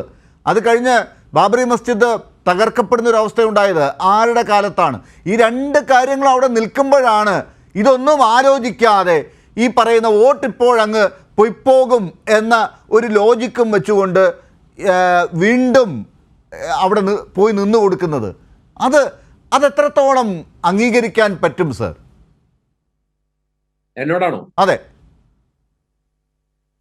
ഡോക്ടർ ലാൽ, എന്നോടാണോ? അതെ അതെ അതെ അതെ ഹലോ, എന്നോടാണോ? ശ്രീ ജോർജ് പൊടിപ്പാറ താങ്കളോടാണ്. ഡോക്ടർ ലാൽ, ഞാനിപ്പോ ഈ ചർച്ചയിൽ കണ്ട ഒരു കാര്യം ചൂണ്ടിക്കാണിച്ചുകൊണ്ടാണ് താങ്കളോട് സംസാരിക്കാൻ ആഗ്രഹിക്കുന്നത്. ഒന്ന്, ശ്രീ KT കുഞ്ഞിക്കണ്ണൻ സംസാരിച്ച ഘട്ടത്തിൽ അങ്ങ് ഇടപെട്ടതേയില്ല. നിർബാധം അദ്ദേഹം ആഗ്രഹിക്കുന്ന, താങ്കളും ആഗ്രഹിക്കുന്ന കാര്യങ്ങൾ ഒരിടപെടലും ഇല്ലാതെ വളരെ എന്താ പറയാ സുതാര്യമായി സംസാരിക്കാൻ അനുവദിച്ചു. ശ്രീ ജോർജ് പൊടിപ്പാറ, ഞാൻ ഒന്ന് പറഞ്ഞോട്ടെ, താങ്കൾക്ക് അത് ക്ലിയർ ആക്കി തരാം. ശ്രീ KT കുഞ്ഞിക്കണ്ണൻ പറഞ്ഞ കാര്യങ്ങളോട് എനിക്ക് തർക്കം വലുതായിട്ടില്ല, സത്യം. അത് എനിക്കത് കേട്ടപ്പോൾ അങ്ങനെ തോന്നി. രണ്ടാമത്, താങ്കൾ പറഞ്ഞ കാര്യങ്ങളോട് പലതിലും തർക്കമുണ്ട്. അവിടെ ഒരു ക്ലാരിറ്റി വരുത്താനാണ് ഞാൻ ശ്രമിക്കുന്നത്. പക്ഷേ ലാല് മനസ്സിലാക്കേണ്ട ഒരു കാര്യം, അതായത് ഒരു ചർച്ചയിൽ ആദ്യം വേണ്ടത് ഒരു ജനാധിപത്യ സമീപനമാണ്. താങ്കളോട് യോജിക്കുന്നവർ സംസാരിക്കുമ്പോൾ താങ്കൾ നിരുപാധികം അവർക്ക് സമയം കൊടുക്കുകയും ഇടപെടാതിരിക്കുകയും, മറ്റത് മുട്ടിന് താങ്കൾ ഇടപെട്ട് ഒരു പോയിന്റ് സബ്സ്റ്റാൻഷിയേറ്റ് ചെയ്യാൻ സമ്മതിക്കാതിരിക്കുകയും ചെയ്യുന്നതിനകത്ത് ഒരു ജനാധിപത്യ വിരുദ്ധ താങ്കൾക്ക് സമയം തരും. കുഴപ്പമില്ല, എന്നെ സംബന്ധിച്ചിടത്തോളം അതിനകത്ത് പ്രശ്നമില്ല. എനിക്ക് ഇതിനകത്ത് ചാഢ്യങ്ങൾ ഇല്ലാത്തതുകൊണ്ട് എനിക്ക് പ്രശ്നമൊന്നുമില്ല. ഇപ്പൊ സജീവൻ പറഞ്ഞ കാര്യങ്ങൾ വസ്തുതാപരമായും ചരിത്രപരമായും ശരിയാണ് എന്ന് സമ്മതിക്കാനും എനിക്ക് മടിയില്ല. ഇതിനകത്ത് BJP കളിക്കുന്നത് പച്ച രാഷ്ട്രീയമാണ്. ഇത് 500 വർഷത്തെ ചരിത്രമാണ്. ആ ചരിത്രത്തിൽ ചില ഘട്ടങ്ങളിലെങ്കിലും കോൺഗ്രസ് തല വെച്ചു കൊടുത്തിട്ടുണ്ട്. ഏറ്റവും ഒടുവിൽ ഈ ബാബറി മസ്ജിദ് തകർക്കാൻ ഇടയാക്കിയ സംഭവത്തിൽ അന്നത്തെ പ്രധാനമന്ത്രിയായിരുന്ന നരസിംഹറാവുവിന്റെ എന്താ പറയാ മൗനവും അതുപോലെ തന്നെ അദ്ദേഹത്തിന്റെ ആ ഒരു മനഃപൂർവ്വം കണ്ണടച്ചു. ഇതൊന്നും ആർക്കും നിഷേധിക്കാൻ പറ്റുന്ന കാര്യമല്ല, അത് സംഭവിക്കാൻ പാടില്ലാത്തതായിരുന്നു. കോൺഗ്രസിന്റെ മതനിരപേക്ഷ മുഖത്തേറ്റ പ്രഹരമാണ് ഇതുവരെ കോൺഗ്രസ് മുന്നോട്ട് വെച്ച ആ മതനിരപേക്ഷ രാഷ്ട്രീയത്തിനേറ്റ ഏറ്റവും വലിയ കളങ്കവുമാണത് എന്നുള്ള കാര്യത്തിൽ എനിക്ക് ഒരു സംശയമില്ല. അത് സംഭവിക്കാൻ പാടില്ലാത്തതായിരുന്നു. പക്ഷെ ഇനി അത് പറഞ്ഞിട്ട് കാര്യമില്ല. ഡോക്ടർ ലാലും ഡോക്ടർ കുഞ്ഞിക്കണ്ണനും സജീവനും ഒക്കെ മനസ്സിലാക്കേണ്ട ഒരു കാര്യം എന്താണെന്ന് വെച്ചാൽ, ഈ തർക്കം എല്ലാ കടമ്പകളും കടന്ന് എല്ലാ എന്താ പറയാ തീർപ്പുവേദികളെല്ലാം കഴിഞ്ഞ് ഒടുവിൽ സുപ്രീം കോടതിയുടെ പരിഗണനയ്ക്ക് വന്നു. ഇവിടുത്തെ മുസ്ലിം സംഘടനകളും അവരുടെ കോർഡിനേഷൻ കമ്മിറ്റിയും എല്ലാം ഇതുമായി ബന്ധപ്പെട്ടവരെല്ലാം കക്ഷിയായ ആ ഒരു കേസ് അവസാനിച്ചു. അതില് രാജ്യത്തെ പരമോന്നത നീതിപീഠം ഒരു തീരുമാനമെടുത്തു. ജോർജ് പൊടിപ്പാറ, നമ്മൾ വിലയിരുത്തുന്നത് ഈ രാജ്യത്തെ ഒരു രാഷ്ട്രീയ പ്രശ്നം കൂടിയാണ്. അവിടെ പല സമൂഹങ്ങൾക്കുണ്ടായിട്ടുള്ള വേദന കൂടിയാണ്. ഈ പറയുന്ന ഒരു വിഭാഗത്തിന് കേസ് വിജയിച്ചു എന്ന നിലപാടുള്ളപ്പോൾ തന്നെ മറ്റൊരു ഭാഗം വല്ലാതെ വേദനിക്കുന്നുണ്ട് എന്നുള്ളത് നമ്മുടെ മുമ്പിലുണ്ട്. അവർക്കതിനോട് യോജിപ്പില്ല എന്നുള്ളത് അവരുടെ രാഷ്ട്രീയ സംഘടനകളും അവരുടെ സാമൂഹ്യ സംഘടനകളും ദിവസേന പറഞ്ഞുകൊണ്ടിരിക്കുകയാണ്. ഇപ്പോൾ അവിടെ കേസിനെതിരെ അല്ല അവർ പറയുന്നത്. ഇവിടെ അതിൻ്റെ പുറത്ത് ഒരു ക്ഷേത്രം കേസിൻ്റെ വിധിയുടെ പുറത്ത് അവിടെ പണിയുന്നു. അതിൻ്റെ പുറത്ത് രാജ്യത്തിൻ്റെ പ്രധാനമന്ത്രി പോയി ഒരു പുരോഹിതനെ പോലെ നിന്നു കൊടുക്കുന്നു. അതിൽ പോയി പ്രതിപക്ഷത്തെ പ്രധാനപ്പെട്ട പാർട്ടിയിലെ നേതാക്കൾ പോയി പങ്കെടുക്കുന്നു എന്നതിനെക്കുറിച്ചാണ് തർക്കം. അത് വേണോ എന്നതാണ് നമ്മുടെ ചോദ്യം. അതിലൊരു നിലപാട് പറയാത്തതിലാണ് പ്രശ്നം. അതിനെ നമുക്ക് എങ്ങനെ വേണ്ട എന്ന് പറയാനാകും? ആ പാർട്ടി അങ്ങനെ നിലപാട് പറയുന്നതിനെ ആഗ്രഹിക്കുന്ന ആളുകൾ അങ്ങനെ പറയുമ്പോൾ നമുക്ക് എങ്ങനെ അത് വേണ്ട, കേസ് അവിടെ തീർന്നല്ലോ എന്നെങ്ങനെ പറയാനാകും? ഡോക്ടർ ലാൽ ആ പറയുന്നതിനകത്ത് ഡോക്ടർ ലാൽ പറയുന്നതിനകത്ത് ഒരു രാഷ്ട്രീയമുണ്ട്. കൈരളി ചാനൽ എന്ന് പറയുന്നതിൽ ഒരു രാഷ്ട്രീയമുണ്ട്. ശ്രീ കുഞ്ഞിക്കണ്ണൻ എൻ്റെ ബഹുമാന്യ സുഹൃത്ത് പറയുന്നതിലും ഒരു രാഷ്ട്രീയമുണ്ട്. കാരണം ഇത് ഒരു വലിയ ഇഷ്യൂ ആയിരുന്നു, വലിയൊരു വിഷയമായിരുന്നു. രാജ്യം രണ്ടായി തിരിഞ്ഞുകൊണ്ട് രണ്ട് ചേരിയായി മാറിയൊരു വിഷയമാണ്. ആ വിഷയം രാജ്യത്തെ സംബന്ധിച്ചിടത്തോളം രാഷ്ട്രീയ പരിഹാരമില്ലാത്ത ഒരു സാഹചര്യത്തിൽ രാജ്യത്തെ പരമോന്നത നീതിപീഠം തന്നെ ആ വിഷയം വർഷങ്ങളെടുത്ത് പരിശോധിക്കുകയും ഒടുവിൽ അതിന്റെ ന്യായാന്യായങ്ങളിലേക്ക് ഞാൻ കടക്കുന്നില്ല.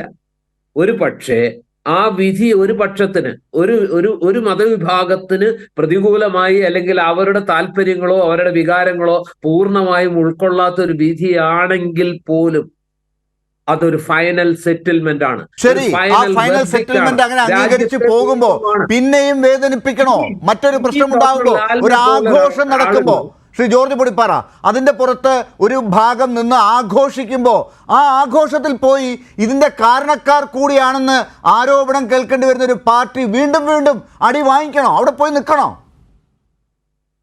അത് ആ പാർട്ടിയുടെ വിഷയമാണ് ഡോക്ടർ ലാൽ. താങ്കൾ കാണുന്നത് കേരളത്തിന്റെ ഒരു പെർസ്പെക്റ്റീവിൽ നിന്നുകൊണ്ട്, CPM-ന്റെ ഒരു രാഷ്ട്രീയ താല്പര്യത്തിന്റെ അടിത്തറയിൽ നിന്നുകൊണ്ട് ചിന്തിക്കുമ്പോൾ അതിനകത്ത് പ്രത്യേകിച്ച് കേരളത്തിലെ എന്താ പറയുക ഒരു ഡെമോഗ്രാഫിക് സ്ട്രക്ചറിൽ നിന്നുകൊണ്ട് ചിന്തിക്കുമ്പോൾ, കേരളത്തിന്റെ പെർസ്പെക്റ്റീവിൽ ചിന്തിക്കുമ്പോൾ താങ്കൾ പറയുന്നതിനകത്തൊരു യുക്തിയുണ്ട്, ന്യായമുണ്ട്.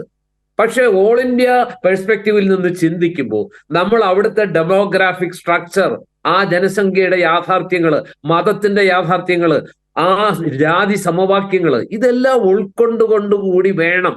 ഇപ്പോ താങ്കൾ BJP-യുടെ പ്രതിനിധിയോടെ സംസാരിക്കുമ്പോൾ എത്ര കൃത്യമായിട്ടാണ് അദ്ദേഹം രാമനെ ഉപയോഗിക്കുന്നത്. നാളെ അത് അടുത്ത തെരഞ്ഞെടുപ്പിൽ രാമനാകും ഏറ്റവും വലിയ വോട്ട് ക്യാച്ചർ, BJP-യുടെ ഏറ്റവും വലിയ. അപ്പൊ വോട്ടാണ് വലിയ പ്രശ്നം. വോട്ടാണ് വലിയ പ്രശ്നം. ഇവിടെ ഒരു സമൂഹം പറയുന്നത്, എനിക്ക് ഒരു മെസ്സേജ് വന്നിരിക്കുന്നതാണ്. അതിൽ പറഞ്ഞത്, ഈ അമ്പലം ഈ പള്ളി പൊളിച്ചെടുത്ത് പണിയുന്ന ആ ഒരു കാര്യത്തിൽ പോയി പങ്കെടുക്കുന്നത് എന്തിനാണ് കോൺഗ്രസ്? അതാണ് കോൺഗ്രസ് തീരുമാനിക്കേണ്ടത് എന്നാണ്. അതാണ് അവരുടെ പ്രശ്നം. അല്ല, കോൺഗ്രസ് ഇപ്പോഴും തീരുമാനിച്ചിട്ടില്ലല്ലോ പങ്കെടുക്കുന്നത്. എന്താണ് ഇത്ര വൈകുന്നത് എന്നാണ് നമ്മുടെ ചോദ്യം. ഒരു രാഷ്ട്രീയ തീരുമാനം എടുക്കാൻ അവർക്ക് എന്താണ് ഇത്ര പേടി എന്നതാണ് ചോദ്യം. ശിവസേന പോലും അതിൽ പങ്കെടുക്കുന്നില്ല എന്ന് പറയുന്ന ഒരു സാഹചര്യം നമ്മൾ കണ്ടു. ശിവസേനയേക്കാൾ വലിയ ഹിന്ദു പാർട്ടി അല്ലല്ലോ കോൺഗ്രസ്. അപ്പോൾ സ്വാഭാവികമായിട്ടും ആർക്കും ചോദിക്കാവുന്ന ഒരു ചോദ്യമുണ്ട്, ശിവസേന പോലും പങ്കെടുക്കാത്തൊരു സാഹചര്യത്തിൽ എന്തിനാണ് കോൺഗ്രസ് പങ്കെടുക്കുന്നത്? കോൺഗ്രസിന് ഇത്ര ജോർജ് പടിപ്പാറ, നിർബന്ധം താങ്കൾ എന്താണ്? വളരെ ഞാൻ ആദ്യം കൃത്യമായി പറഞ്ഞതാണ് പറഞ്ഞത് ശിവസേനയുടെ അത്രയും ഹിന്ദുത്വം ഒന്നും ഇല്ലാത്തൊരു പാർട്ടിയാണല്ലോ കോൺഗ്രസ് എന്ന്. നമ്മൾ സ്വാഭാവികമായും അങ്ങനെയാണ് ചോദിക്കുക, അങ്ങനെയാണ് പഠിക്കുക. ഈ രാജ്യത്തെ പല നവോത്ഥാന കാര്യങ്ങളിലും മുമ്പിൽ നിന്നൊരു പാർട്ടിയാണ്, ഭരണഘടന പോലും ഉണ്ടാക്കാൻ നിന്ന പാർട്ടി എന്നുള്ളത് പറയുമ്പോൾ നമ്മൾ ഇങ്ങനെയാണ് ചോദിക്കുക. പക്ഷേ ഇപ്പോൾ കാണിക്കുന്ന കാര്യങ്ങൾ കാണുമ്പോൾ ഹിന്ദുത്വം ആർക്കാണ് കൂടുതൽ? BJP-യേക്കാൾ ഉണ്ടോ? വോട്ട് കിട്ടാൻ വേണ്ടി അതുകൂടി വേണമെന്ന് അവർ തീരുമാനിച്ചോ എന്നതാണ് ചോദ്യം വീണ്ടും വരുന്നത്. ഡോക്ടർ ലാൽ, രാജ്യത്തെ ഏറ്റവും വലിയ മതനിരപേക്ഷ പാർട്ടി ഏതാണെന്നുള്ള ചോദ്യത്തിന് ഒറ്റ ഉത്തരവേ ഉള്ളൂ, അത് ഇന്ത്യൻ നാഷണൽ കോൺഗ്രസ് ആണ്. പാളിച്ചകൾ പറ്റിയിട്ടുണ്ട്, തെറ്റുകൾ ചെയ്തിട്ടുണ്ട്, ചരിത്രപരമായ വിഡ്ഢിത്തങ്ങളൊക്കെ ഉണ്ടായിട്ടുണ്ട്. പക്ഷെ എങ്കിലും ഈ രാജ്യത്ത് ഇന്ന് നമുക്ക് ഉള്ളതിലല്ലേ ചോയ്സ് ഉള്ളൂ. ആ ചോയ്സ് വെച്ച് നോക്കുമ്പോൾ നിങ്ങൾക്ക് രാജ്യവ്യാപകമായി വേരുകളുള്ള, അടിത്തറയുള്ള, വോട്ടർമാരുള്ള, വോട്ട് പെർസെൻറ്റേജ് ഉള്ള, കോൺഗ്രസിനോളമെങ്കിലും മതനിരപേക്ഷത പ്രകടിപ്പിക്കുന്ന, അത് ഏതെങ്കിലും ഒരു സംസ്ഥാനത്തല്ല, ആ മതനിരപേക്ഷതയുള്ള മറ്റൊരു രാഷ്ട്രീയ പാർട്ടിയെ നമുക്ക് ചൂണ്ടിക്കാണിക്കാനില്ല. അപ്പൊ താങ്കളും താങ്കളുടെ പാർട്ടിയും താങ്കൾ പ്രതിദാനം ചെയ്യുന്ന ചാനലും BJP-യേക്കാൾ രൂക്ഷമായി കോൺഗ്രസിനെ ആക്രമിച്ച്, കോൺഗ്രസ് ആണ് BJP-യേക്കാൾ വലിയ എന്താ പറയുക വർഗീയ പാർട്ടി എന്ന് സ്ഥാപിച്ചെടുക്കാൻ. ജോർജ് പടിപ്പാറ, താങ്കൾ ഒരു മാധ്യമ പ്രവർത്തകൻ കൂടിയാണല്ലോ.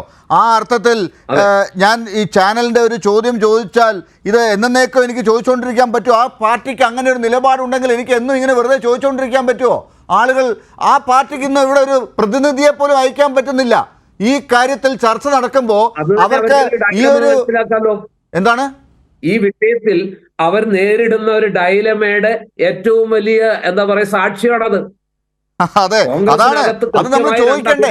അത് മറച്ചു വെച്ചാൽ പറ്റുമോ? നമുക്ക് ചോദിക്കണ്ടേ? രണ്ട് അഭിപ്രായമുണ്ട്. പ്രത്യേകിച്ച് കേരളത്തിലെ പാർട്ടി ഈ വിഷയത്തിൽ കോൺഗ്രസിന്റെ നേതാക്കൾ പങ്കെടുക്കാതിരിക്കട്ടെ എന്ന് മനസ്സുകൊണ്ട് ആഗ്രഹിക്കുന്നവരാണ്. പക്ഷെ തീരുമാനിക്കേണ്ടത് അവരല്ല. ശ്രീ KT കുഞ്ഞിക്കണ്ണൻ, മറുപടി എന്താണ്? മിണ്ടാതിരിക്കണോ? ചോദ്യങ്ങൾ ചോദിക്കാൻ പാടില്ലേ? കോൺഗ്രസിനെ നിങ്ങളാണോ ഡൈലമയിൽ എത്തിച്ചത്? അല്ല, എൻ്റെ സുഹൃത്ത് ജോർജ് പൊടിപ്പാറയോട് എനിക്ക് പറയാനുള്ളത്, കോൺഗ്രസ് എത്തപ്പെട്ട അവരുടെ ഇന്നത്തെ ധർമ്മസങ്കടം ഉണ്ടല്ലോ, അവർ കാലാകാലമായി സ്വീകരിച്ച ഹിന്ദുത്വാനുകൂലമായ നിലപാടും വർഗീയതയെ പീഡിപ്പിക്കുന്ന അവസരവാദപരമായ രാഷ്ട്രീയമാണ്. ആ ധർമ്മസങ്കടം നമ്മൾ ഏറ്റെടുക്കേണ്ടതില്ല. നമ്മൾ ശക്തമായി മതനിരപേക്ഷതയുടെ ഭാഗത്ത് നിന്ന് അതിശക്തമായി പ്രതികരിക്കണം. ഇപ്പോഴും ഇദ്ദേഹം ജീവിച്ചിരിപ്പുണ്ടല്ലോ, നമ്മുടെ എന്താ അദ്ദേഹത്തിൻ്റെ പേര് ഞാൻ മറന്നുപോയി, നമ്മുടെ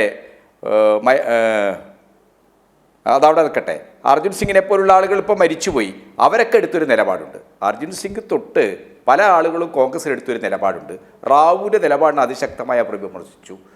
ഏറ്റവും ഒടുവിൽ കോൺഗ്രസിലെ ഒരു മതനിരപേക്ഷ നേതാവ് പറഞ്ഞ എന്താണ്? നരസിംഹറാവു ആണ് ഇന്ത്യയുടെ ആദ്യത്തെ BJP പ്രധാനമന്ത്രി എന്നാണ്. ആ നരസിംഹറാവു എന്ന് ആരംഭിക്കുന്ന കോൺഗ്രസിൻ്റെ വളരെ പ്രകടമായ പ്രത്യക്ഷമായ ഹിന്ദുത്വ അജണ്ടയ്ക്ക് അനുകൂലമായ നിലപാട് തിരുത്താൻ കോൺഗ്രസ് തയ്യാറുണ്ടോ എന്നുള്ള പ്രശ്നമാണ് രാമക്ഷേത്ര പ്രതിഷ്ഠാൻ ദിനവുമായി ബന്ധപ്പെട്ടുകൊണ്ട് ഈ രാജ്യത്തെ ജനങ്ങൾ, മതനിരപേക്ഷവാദികൾ കോൺഗ്രസിനോട് ചോദിക്കുന്നത്. നിങ്ങളതിൽ പങ്കെടുത്താൽ അത് ഹിന്ദുത്വാനുകൂലമായ നിലപാടായി വ്യാഖ്യാനിക്കപ്പെടും, ഹിന്ദുത്വവുമായുള്ള നിങ്ങളുടെ സന്ധിയായി അത് ജനങ്ങൾ കാണും എന്ന കാര്യത്തിൽ സംശയമില്ല. അതിൻ്റെ ഫലമായി BJP-ക്കാണ് വോട്ട് കിട്ടുക, കോൺഗ്രസിന് വോട്ട് കിട്ടാൻ പോകുന്നില്ല. കോൺഗ്രസിന് വോട്ട് കിട്ടണമെങ്കിൽ BJP പ്രതിദാനം ചെയ്യുന്ന ഇന്ത്യയിലെ അധിഷ്ഠിതമായ ഒരു രാഷ്ട്രീയത്തിനെതിരായി ചിന്തിക്കുന്ന പിന്നോക്ക, ദളിത്, ന്യൂനപക്ഷ വിഭാഗങ്ങളെ ആകെ ഉൾക്കൊള്ളുന്ന രാഷ്ട്രീയ കക്ഷികൾ, ആ കക്ഷികളാണ് ഈ 26 പാർട്ടികൾ എന്നൊക്കെ പറയുന്നത്. ആ കക്ഷികളാണ് 26 പാർട്ടികൾ.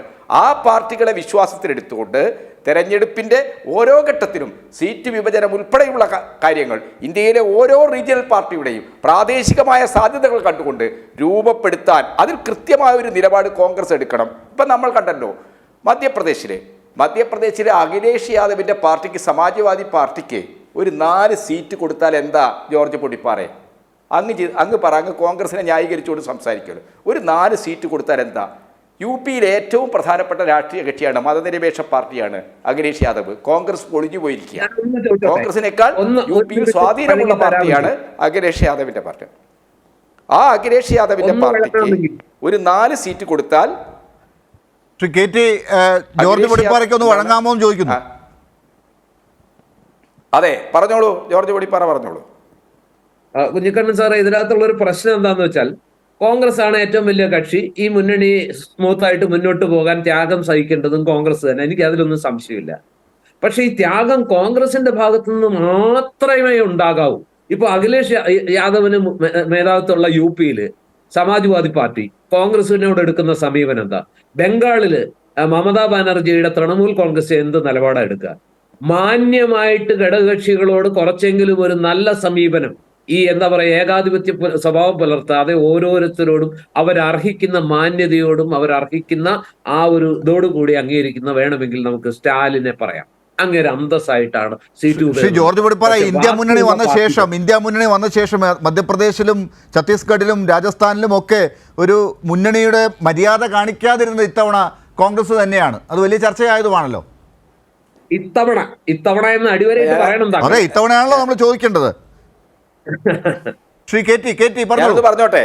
ജോർജ് പൊടിപ്പാറ, മധ്യപ്രദേശിലെ എനിക്ക് തന്നെ നേരിട്ട് പരിചയമുള്ള നിരവധി ദളിത് ഗിരിവർഗ ഗ്രൂപ്പുകളുണ്ട്. ഈ ദളിത് ഗിരിവർഗ ഗ്രൂപ്പുകളെല്ലാം ഇന്ത്യ മുന്നണിയെ പിന്തുണക്കാൻ തയ്യാറായിരുന്നു. ഛത്തീസ്ഗഡിലെ കോൺഗ്രസ് നേതൃത്വം എന്ത് നിലപാടെടുത്ത് അത്തരം ഗ്രൂപ്പുകളായിട്ട് ഒരു ചർച്ചയില്ല. എന്താ കാര്യമൊന്നും ജോർജ് പൊടിപ്പാർക്ക് മനസ്സിലാവും. ഒരു കോൺഗ്രസ്സുകാരൻ അത് മനസ്സിലായിക്കൊള്ളുന്നില്ല. എന്താ കാര്യം? കോൺഗ്രസിന്റെ നേതാക്കന്മാർ സവർണ സമ്പന്ന സാമൂഹിക അടിസ്ഥാനങ്ങളിൽ നിന്ന് വളർന്നു വന്നവരാ. ഈ ദളിത് ഗ്രൂപ്പുകളുടെ നേതാക്കളൊക്കെ തന്നെ വളരെ പിന്നോക്ക ദാരിദ്ര്യ സാമൂഹ്യ സാഹചര്യങ്ങളിൽ വളർന്നു. അവരെ അംഗീകരിക്കാൻ പറ്റില്ല, അവർക്ക് സീറ്റ് കൊടുക്കാൻ പറ്റില്ല. ഇപ്പോൾ CPM-ന്റെ സ്ഥാനാർത്ഥി രാജസ്ഥാനിൽ ഒരു മണ്ഡലത്തിൽ തോറ്റത് 1116 വോട്ടിലാണ്. അവിടെ ജയിച്ച സ്ഥാനാർത്ഥി BJP-യുടെ സ്ഥാനാർത്ഥിയാണ്. ആ സ്ഥാനാർത്ഥിയുടെ അനന്തിരവനാണ് അവിടെ കോൺഗ്രസിന്റെ സ്ഥാനാർത്ഥി.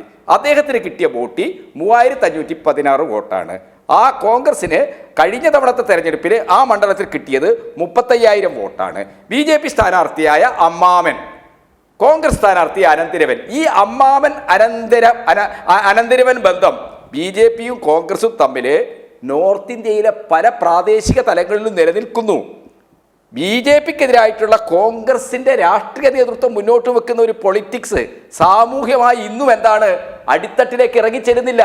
അടിത്തട്ടിൽ BJP നേതാക്കളും കോൺഗ്രസ് നേതാക്കളും ഒരേ സാമൂഹ്യ വർഗങ്ങളെ, ഒരേ സാമ്പത്തിക സാഹചര്യങ്ങളെ പ്രതിദാനം ചെയ്യുന്ന ആളുകളാണ്. ഈ വൈരുദ്ധ്യമുണ്ട്. ഈ വൈരുദ്ധ്യം പരിഹരിക്കാൻ കഴിയുന്ന ഒരാൾ രാഹുൽ ഗാന്ധിയാണെന്നാണ് ഞാൻ ചിന്തിച്ചത്. രാഹുലിന് ഇടപെടാൻ പറ്റും. ഈ രാജസ്ഥാനിലെ തെരഞ്ഞെടുപ്പ് ഘട്ടത്തിൽ സീറ്റ് ചർച്ച നടക്കും. അവിടെയാണല്ലോ രാഹുൽ ഇടപെട്ടത്. ആ സമയത്ത് മൂപ്പര് സന്യാസ. ആ സമയത്ത് മൂപ്പര് ചായ കുടിക്കാനും പഴംപൊരി തിന്നാനും പോവുക. അങ്ങനെ പഴംപൊരി തിന്നാനും ചായ കുടിക്കാനും പോകുന്ന ഒരു നേതാവിന് പ്രത്യക്ഷമായ ഒരു പാർലമെന്ററി സമരത്തിന്റെ മുഖം തെരഞ്ഞെടുപ്പാണ്. ആ തെരഞ്ഞെടുപ്പിൽ സീറ്റ് വിഭജനത്തിന്റെ ഘട്ടത്തിൽ രാജസ്ഥാനിലെ ഒരു ഏകോപനം ഉണ്ടാക്കുന്നതിൽ രാഹുലിന് ഇടപെട്ട് കൂടിയായിരുന്നു. ഗെഹ്ലോട്ടിനെ പോലുള്ള ഈ വാർലോഡ്സിന് വിട്ടുകൊടുക്കേണ്ടിയിരുന്നോ? അവിടുത്തെ സമ്പന്ന സവർണ കോൺഗ്രസ് നേതാക്കൾക്ക് ഈ കാര്യങ്ങൾ വിട്ടുകൊടുത്തപ്പോൾ BJP-ക്കെതിരായിട്ട് കോൺഗ്രസിന് കിട്ടേണ്ട പല വോട്ടുകളും എന്താണ്? സ്പ്ലിറ്റ് ചെയ്യപ്പെട്ടു. അങ്ങനെ ചിതറപ്പെട്ട വോട്ടുകളാണ് BJP-യുടെ വിജയമായത്. BJP വിരുദ്ധ മതനിരപേക്ഷ വോട്ടുകൾ ചിതറപ്പെടുത്തുന്നതിന് കോൺഗ്രസിന്റെ ഏകപക്ഷീയമായ നിലപാട് ഒരു പ്രധാനപ്പെട്ട പങ്ക് വഹിക്കുന്നുണ്ട് എന്നതാണ് ഞാൻ പറയുന്നത്. പൊടിപ്പാറെ, ഇത് കോൺഗ്രസ് നേതൃത്വത്തിന് ഒരിക്കലും മനസ്സിലാക്കാൻ കഴിയില്ല. കാരണം അവരെപ്പോഴും ചിന്തിക്കുന്ന, അവർക്ക് കുറെ കൂടി താല്പര്യമുള്ളത് BJP നേതൃത്വമായിട്ടാണ്. കാരണം ഉയർന്ന സാമൂഹിക അടിസ്ഥാനങ്ങളിൽ നിന്ന് വന്ന ആൾക്കാരാണ്. ഈ ഇടതുപക്ഷ പാർട്ടിക്കാരും അതേപോലെ തന്നെ ദളിത് പിന്നോക്ക ഗ്രൂപ്പുകളും ഒക്കെ പൊതുവെ സാമൂഹ്യ നീതി പ്രസ്ഥാനങ്ങൾ എന്ന് പറയുന്ന രാഷ്ട്രീയ കക്ഷി നേതാക്കളും ഒക്കെ തന്നെ. ശ്രീ പ്രിന്റു മഹാദേവ്, താങ്കളിലേക്ക് അല്പം വൈകി ഞാൻ വരാൻ. എന്നാലും നോക്കൂ, ഇതൊക്കെയാണ് പ്രശ്നം. ഇപ്പോഴും BJP ഒരു ഭാഗത്തിന് വേണ്ടി അത് ആഘോഷിച്ചുകൊണ്ടിരിക്കുകയാണ്. അതിലേക്കാണ് ഈ രാഷ്ട്രീയത്തെ ഇങ്ങനെ കൊണ്ടുപോയിക്കൊണ്ടിരിക്കുന്നത്. 2024 തെരഞ്ഞെടുപ്പിൻ്റെ മുമ്പിൽ നിന്നുകൊണ്ട് നിങ്ങളെങ്ങനെയാണ് എല്ലാവരുടെയും പാർട്ടിയാകുക? നിങ്ങളങ്ങനെയാണ് എല്ലാവരുടെയും സർക്കാരാകുക? അതിനുവേണ്ടി നിൽക്കുന്ന ഒരു പ്രധാനമന്ത്രി, ഈ ഒരൊറ്റ പ്രശ്നത്തിന് വേണ്ടി അവിടെ നിന്ന് മുമ്പിൽ നിന്ന് കാർമ്മികത്വം വഹിക്കുന്ന ഒരു പ്രധാനമന്ത്രിയൊക്കെയാണ് രാജ്യം ഭരിക്കുന്നതെങ്കിൽ നിങ്ങളെങ്ങനെയാണ് ന്യൂനപക്ഷങ്ങളോട് ഓരോരുത്തരുടെയും വീട്ടിൽ കയറി അവരുടെ ആഘോഷ സമയത്തൊക്കെ ഞങ്ങൾ നിങ്ങളുടെ കൂടെ ഉണ്ട് എന്നൊക്കെ പറയുന്ന പാർട്ടിയാണല്ലോ. നിങ്ങളെങ്ങനെയാണ് എല്ലാവരുടെയും പാർട്ടിയാകുക?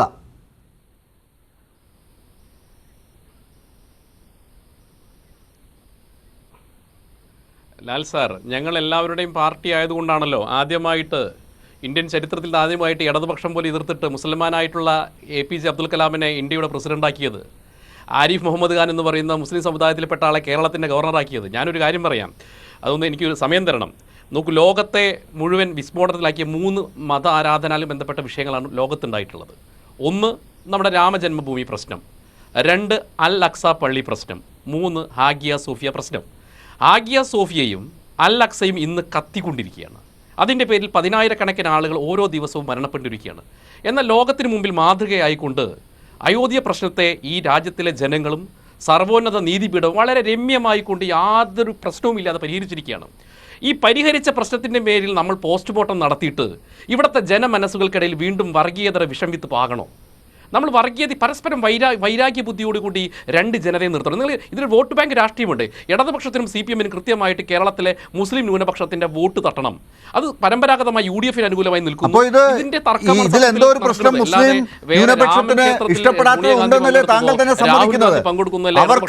അവർക്ക് വോട്ട് മറ്റുള്ളവർക്ക് കൊടുക്കാൻ ഉള്ള വകയുള്ള എന്തോ ഒരു കാര്യം ഇതിനകത്ത് അങ്ങനല്ല സാർ, അങ്ങനെയല്ല. നിങ്ങൾക്കൊരു ധാരണ ഉണ്ട് കേരളത്തിലെ മുസ്ലിം സമൂഹം വൈകാരികമായി പ്രതികരിക്കുന്ന ആളുകളാണെന്നുള്ളൊരു ധാരണ ഉണ്ട്. തെറ്റാണ്. നിങ്ങളല്ലേ പറഞ്ഞത് വോട്ട് നിങ്ങൾക്ക് കിട്ടാതെ അത് വേറെ ആൾക്കാരുടെ CPM-നൊക്കെ വോട്ട് കിട്ടാൻ പറ്റുന്ന വകയുള്ള കാര്യമാണ് ഇത് എന്ന് നിങ്ങളല്ലേ പറഞ്ഞത്?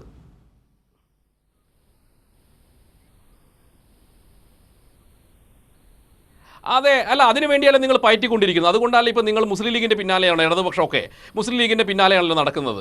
നമുക്കറിയാം, ഇത് പണ്ട് പറഞ്ഞതിലാണ് MP രാഘവനെ നിങ്ങൾ പുറത്താക്കിയത്. ഇപ്പോൾ എന്താ നിങ്ങൾ ഗോവിന്ദൻ മാഷ് അടക്കം നേരിട്ട് ചോദിച്ചുകൊണ്ടിരിക്കുകയല്ലേ? ഏത് സമയം നിങ്ങൾ പോരുന്നോ എന്ന് ചോദിച്ചുകൊണ്ടിരിക്കുകയല്ലേ? ഇടതുപക്ഷത്തിൻ്റെ പാപ്പരത്തരമല്ലേ? കാരണം നിങ്ങൾക്കറിയാം, അടിസ്ഥാനപരമായിട്ടുള്ള കേരളത്തിലെ ഹിന്ദു പിന്നോക്ക വോട്ടുകൾ CPM-നും ഇടതുപക്ഷത്തിന് നഷ്ടപ്പെട്ടുകൊണ്ടിരിക്കുകയാണ്. ഇനി കേരളത്തിൽ ഏതെങ്കിലും രീതിയിൽ തിരിച്ചു വരണമെങ്കിൽ മുസ്ലിം വോട്ടിനെ ബാലൻസ് ചെയ്യണം. ഈ രാഷ്ട്രീയം നമുക്കൊന്നും അറിയാത്തത് കൊണ്ടൊന്നുമല്ല.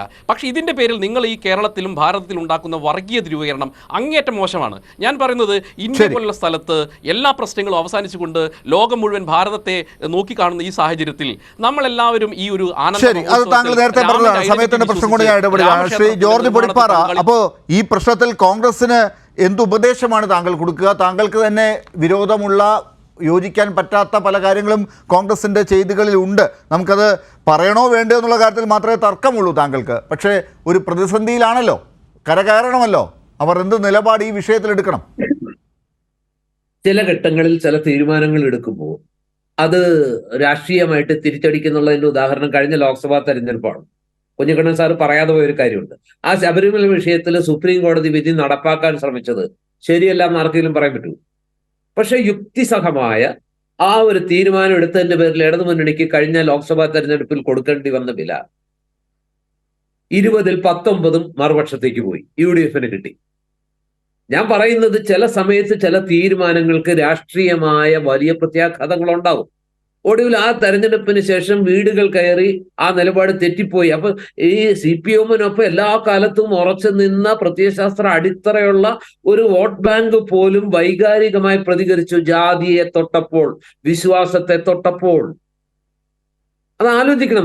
നമ്മൾ ഇത് ഒരു കാര്യം പറയുമ്പോൾ ഒരു അഖിലേന്ത്യാ തലത്തിൽ വല്ലാതെ റിപ്പർക്കഷൻ ഉണ്ടാകാവുന്ന ഒരു വിഷയത്തിൽ ഒരു പാർട്ടിക്ക്, അഖിലേന്ത്യാ അഡ്രസ്സുള്ള, അഖിലേന്ത്യാ അടിസ്ഥാനത്തിൽ അടിത്തറയുള്ള ഒരു പാർട്ടിക്ക് ഒരു ഡൈലമ അവർക്കുണ്ടാകാവുന്നത് സ്വാഭാവികമാണ്. അതിനെ കുറച്ചുകൂടി അനുകമ്പയോടെ നമ്മൾ കാണേണ്ടതുണ്ട്.